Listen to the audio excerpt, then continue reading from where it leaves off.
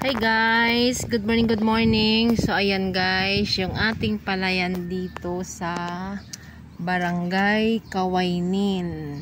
Ayan. So nakita niyo naman ang daon guys, sobrang ganda, parang ako. Char. So ayan, sa dahon natin napakaganda. Ayan, yung application natin dyan guys ay yung protocol ni Ricky Brown syempre. At yan, nandito tayo ngayon sa Barangay Kawainin. Ayan. At ayan po mismo yung barangay office ng Kawainin. So ito yung palayan ni Kuya Ben. Napakaganda.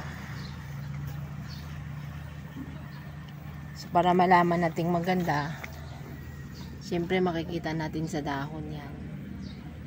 Napakalinis, no? Hindi ito natutuyuan guys, walang pagtuyo ito. Yan, ganyan yung lupa niya. So yan yung texture ng soil niya. So sida mo, hindi niya pinoproblema. Siyempre, partner, hindi niya poproblemahin ang damo dito at hindi nga naiighan.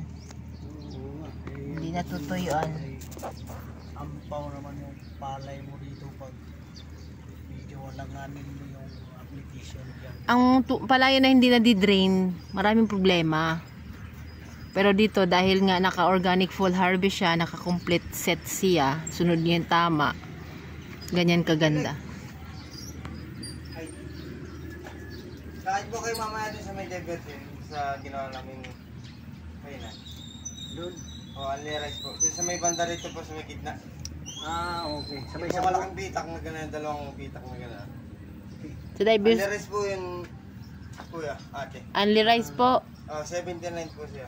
Only Okay. rice na. O, only rice po, beef po yung ano. Tapos po, yung po may short mix po din tayo. Kasama na. Pag po ba gabi na vlog, libre doon? Ha? Pagka po iba-vlog, libre. Vlog mo. Sige. At ano po, marami po, mga pagka po, pwede po. Punta mo doon. Ibablog Puntahan niyo po mamaya kasi po kagabi. Ano po kasi kahapon nagsimula na po kami kahapon.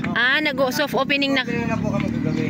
Okay. Ngayon po, bakit po mga matay? So ayan guys, dahil Ito, masaya Gabi. naman po si Kuya Ben, yung may-ari ng palayan, siya yung nagpa-picture dahil masaya siya.